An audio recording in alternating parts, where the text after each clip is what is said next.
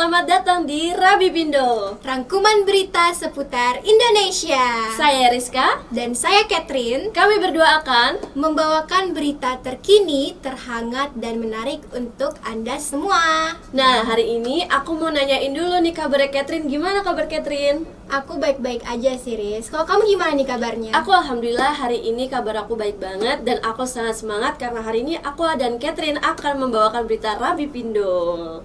Nah, kalau Sobat Dukcapil gimana nih kabarnya? Masih pada tetap semangat kan? Semoga kita semua dalam keadaan sehat dan baik ya. Amin. Nah, ada beberapa persyaratan dokumen wajib yang perlu dipenuhi Sobat Dukcapil nih. 1. Fotokopi KTP pemohon dan 2 KTP saksi. 2. Fotokopi KK pemohon. 3. Fotokopi akte kelahiran. 4. Surat keterangan pengantar RT dan RW untuk pengajuan permohonan. 5. Mengisi formulir pengajuan pelayanan lontong balap, isian lengkap dan disatukan dengan bukti lainnya. Dan terakhir, surat permohonan kepada Ketua Pengadilan Negeri, file dalam bentuk Word. Selain itu, ada juga dokumen tambahan yang opsional jika diperlukan, berupa 1. Surat tanah, 2. Surat kepemilikan bangunan, 3. Akte perkawinan atau perceraian, 4. Surat pernyataan domisili, dan surat pernyataan keluarga tentang kematian. Nah, sekarang aku mau ngasih tahu ke kalian tentang gimana sih cara ordernya layanan lontong balap ini. Yang pertama, pemohon mendaftar ke kantor kelurahan terdekat. Yang kedua adalah proses review oleh pengadilan negeri dan pendaftaran e-court. Yang ketiga, pemohon menerima email dan WA berisi pemberitahuan pembayaran biaya perkara sidang yang ditentukan oleh pengadilan negeri dan dapat dibayar via transfer virtual account. Yang keempat, pemohon mendapat jadwal sidang. 5. Sidang pengadilan negeri sesuai lokasi yang telah ditentukan. Dan yang keenam nih, pemohon menerima penetapan pengadilan negeri dan produk administrasi kependudukannya. Apa sih, Riz, keuntungan lontong balap itu? Nah, aku kasih tahu ya, apa sih keunggulan lontong balap? Yang pertama nih, dapat mengajukan pendaftaran di kelurahan setempat. Yang kedua, pemohon mendapatkan penetapan pengadilan tanpa harus datang ke Pengadilan Negeri Surabaya. Yang ketiga, sidangnya dilakukan di gedung Siola lantai 2 atau di kantor kecamatan atau di gedung milik kota lainnya.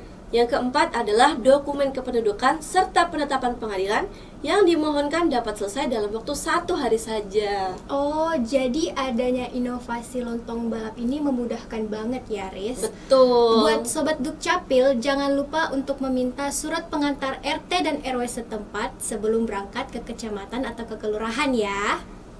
Jangan lupa ya. Nah, kalau tadi Rizka bahas tentang lontong balap, ada lagi nih inovasi baru lainnya dari Disdukcapil Kota Surabaya. Apa tuh, Kat? Yuk kenal lebih dekat dengan lontong kupang, inovasi baru Disdukcapil Kota Surabaya. Inovasi program lontong kupang berbeda dengan lontong balap. Lontong kupang sendiri adalah akronim dari layanan online terpadu One Gate System antara Disdukcapil Surabaya, Pengadilan Agama, dan Kementerian Agama Surabaya. Secara singkatnya, lontong kupang ini berguna untuk membantu warga Surabaya yang membutuhkan layanan permohonan isbat nikah atau asal-usul anak. Walaupun sama-sama bekerja sama dengan Pengadilan Negeri Surabaya, bedanya lontong kupang dan lontong balap adalah keperluan layanan di dalamnya. Nah, apa aja sih kriterianya nih, Kat? 1. Kedua atau salah satu mempelai merupakan warga kota Surabaya.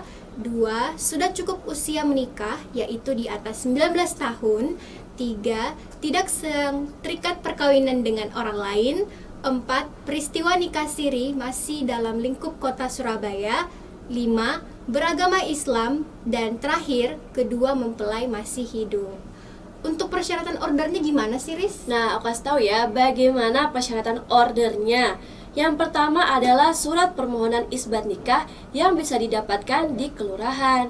yang kedua ada fotokopi KTP suami dan istri, yang ketiga ada fotokopi kakak suami dan istri, yang keempat ada fotokopi akta cerai apabila berstatus duda atau janda cerai hidup, yang kelima ada fotokopi akta kematian apabila berstatus duda atau janda cerai mati, yang keenam ada fotokopi KTP wali nikah apabila sudah meninggal, gak apa-apa bisa diwakilkan oleh saudara dari pihak ayah.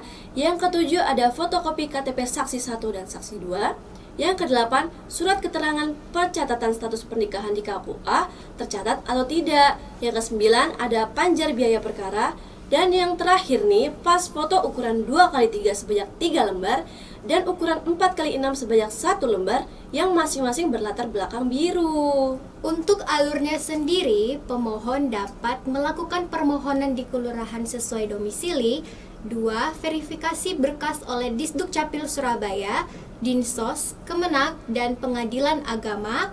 3. Pembayaran panjar perkara dan memberikan bukti pembayaran ke petugas. Keempat, pemohon mendapatkan jadwal sidang. Dan terakhir, pemohon akan mendapatkan dokumen hasil penetapan dari Pengadilan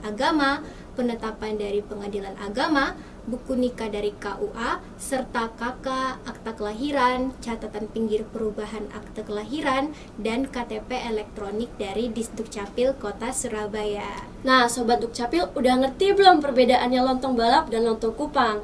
Ternyata dengan kehadiran inovasi baru ini memudahkan warga Surabaya loh dalam mengurus dokumen dan administrasi kependudukannya. Bener banget nih, Riz. Nah, berita tadi menutup perjumpaan kita di Rabi Pindo kali ini nih pemirsa. Tapi Sobat Dukcapil jangan khawatir, untuk mengetahui informasi lebih lanjut bisa follow sosial media kami ya yang tertera di layar Anda. Saya Rizka Dan saya Catherine. Kami dan segenap kru yang bekerja mengucapkan terima kasih dan Sampai jumpa.